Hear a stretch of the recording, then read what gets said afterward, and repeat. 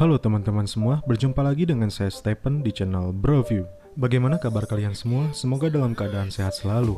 Pada kesempatan kali ini, saya akan mencoba membahas kembali sebuah alur cerita film. Dan film yang akan saya bahas sekarang yaitu berjudul We Die Young.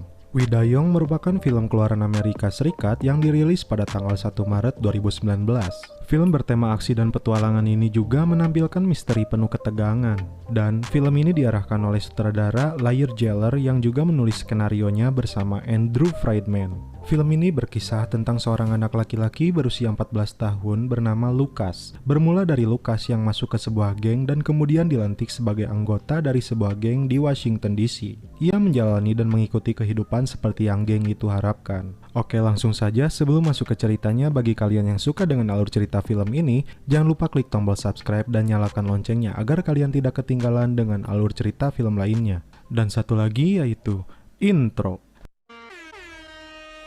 Daging mengoleh, rasanya anjing banget.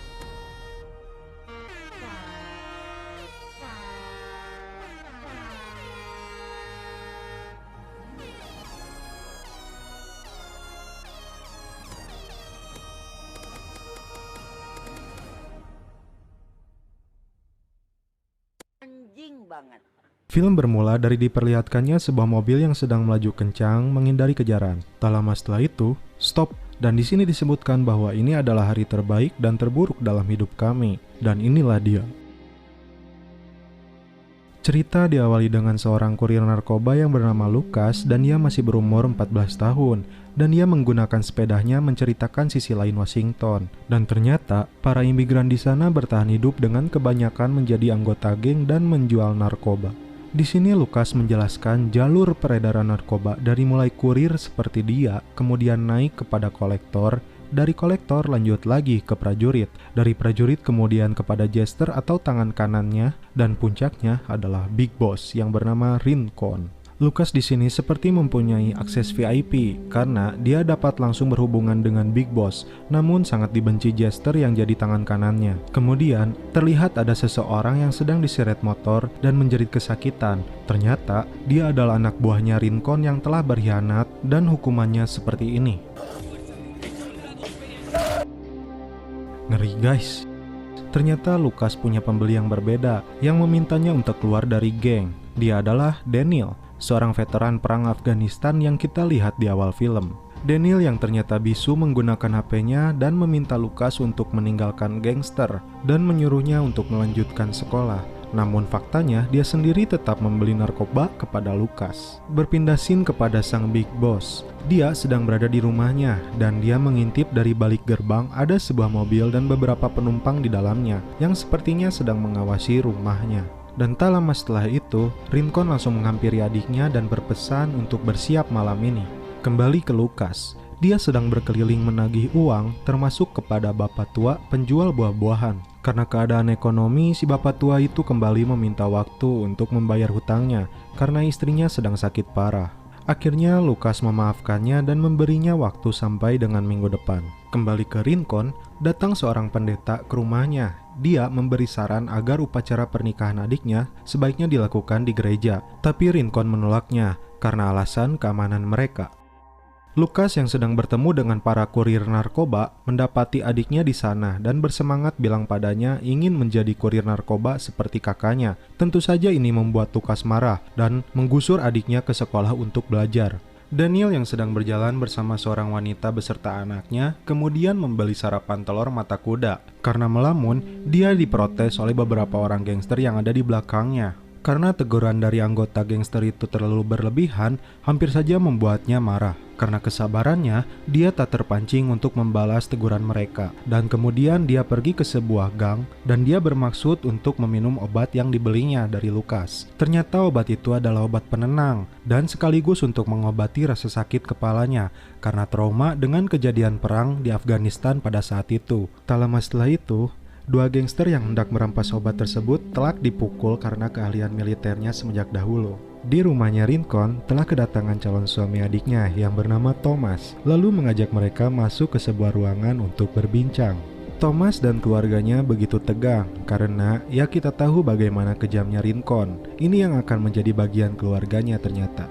Sampai di rumah bandar narkoba Rincon, Lucas lalu menyerahkan hasil tagihannya kepada Rincon. Rincon yang sangat menyukai Lucas karena kecerdasannya menjadi kurir membuatnya mendapat tempat khusus dan sudah seperti dianggap keluarga sendiri oleh Rincon.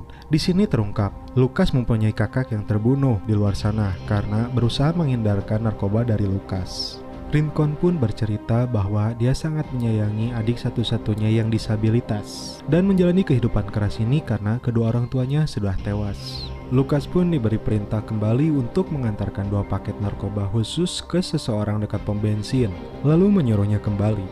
Kemudian datang Jester yang menjadi tangan kanan Rincon, sekaligus yang sangat iri kepada Lucas. "Kenapa bukan aku yang mengirim paket itu?" kata Jester. Rincon pun menjawab, "Kau tahu mobil di seberang yang selalu mengawasi kita itu adalah FBI? Karena itu aku menyuruh Lucas untuk mengantarkannya." Lucas mendapati adiknya sedang dalam tahap inisiasi, artinya penggemblengan untuk menjadi kurir, dan itu berarti dia harus dipukuli oleh para gangster.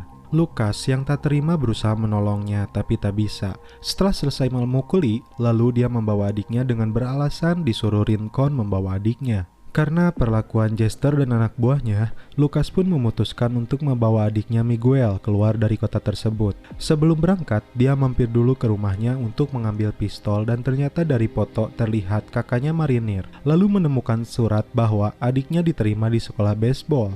Keluar dari rumahnya, ternyata 1 paket hilang. Dan tak lama, Jester dan anak buahnya sampai mereka pun diseret untuk menemui Rincon. Di tengah jalan, Lucas dan adiknya berhasil meloloskan diri dan bertemu Daniel yang kebetulan ada di dalam mobil. Aksi kejar-kejaran dan tembak-tembakan pun terjadi. Hampir saja mereka tertembak oleh 2 orang anggota gangster.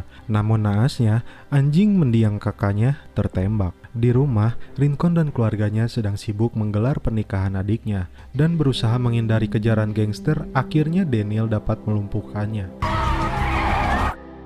Diperlihatkan 1 paket yang dibawa Lucas tertinggal dalam mobil dan terbakar, sedangkan mereka harus segera meninggalkan kota tersebut.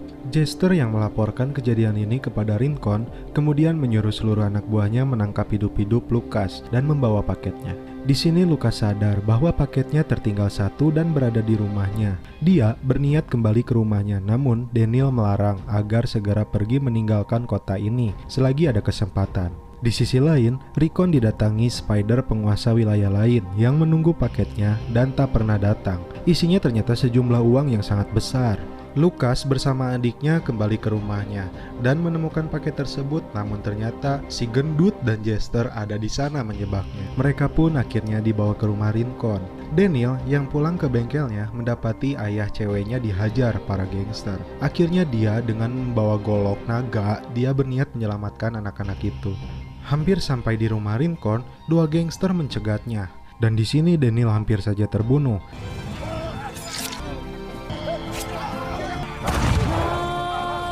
Dan membayangkan ketika dia sedang berperang di Afghanistan, dia melihat anak kecil membantu para teroris hingga membunuh teman-teman prajuritnya. Daniel membawa 1 orang gangster untuk dijadikan tawanan, dan di sini Daniel melihat FBI dalam mobil dan berencana memancing FBI melakukan serangan ke rumah bandar narkoba tersebut. Akhirnya peperangan pun terjadi.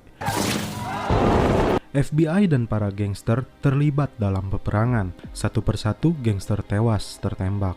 Begitupun para polisi, banyak juga yang tewas. Akhirnya Daniel berusaha masuk dan menyelamatkan kedua anak tersebut. Adik perempuan Rincon akhirnya tewas tertembak juga. Setelah Daniel berhasil menyelamatkan diri keluar dari rumah Rincon, ternyata Jester dan Rincon mengejarnya. Sampai pada akhirnya Jester berhasil mengejar mereka. Jester pun menodongkan senjata ke arah mereka, dan akhirnya Rincon pun datang. Rincon yang sudah menganggap Lucas sebagai anaknya sendiri, dia tidak menyangka bahwa Lucas melakukan hal yang membuatnya kecewa. Rincon yang berniat membunuh Lucas atau adiknya, di hati kecilnya Rincon berkata lain, yang ada malah Lucas disuruh pergi. Namun di sini Jester masih saja iri kepada Lucas dan dia kecewa kepada Rincon. Tak diduga, dalam perdebatan antara Jester dan Rincon, pada akhirnya Rincon tewas di tangan Jester. Akhirnya Lucas dan adiknya pun berhasil naik kereta dengan membawa uang yang sudah diselipkan oleh Daniel di jaket Miguel. Di sini Jester yang emosi akan menghabisi Daniel dengan menodongkan senjata ke kepalanya. Namun tiba-tiba Dari belakang di luar dugaan, si gendut yang awalnya membela Jester langsung menembak Jester. Di akhir cerita, Lucas dan adiknya berada di kereta, dan ketika adiknya memakai jaket, dia merasa ada sesuatu di dalam sakunya. Pas dibuka, ternyata uang yang dicari Jester. Lucas yang melihat uang itu, dia langsung mengambil dan menyimpannya dalam tas, dan berkata kepada adiknya, "Kita berhasil." Dan film pun berakhir. Oke guys, bagaimana menurut kalian alur cerita film Wi Dayong ini? Menurut saya yang menariknya di sini, Van Damme bukanlah pahlawan tradisional, tetapi seorang lelaki yang hancur, nyaris tidak bisa bertahan hidup, terinspirasi untuk berdiri di antara geng-geng jalanan yang mengendalikan ibu kota Amerika dan jiwa-jiwa muda yang terancam oleh kekerasan. Film ini tidak akan meledakkan pikiran dengan menawarkan pengejaran dan intimidasi, tetapi sang sutradara mempertahankan bahaya yang dapat dipercaya saat memeriksa perjuangan perkotaan untuk bertahan hidup. Oke guys, cukup sekian alur cerita film Wi Dayong ini, dan salam penutup dari kami seperti biasa. Bila ada kata-kata yang kurang berkenan di hati kalian, tolong dimaafkan ya.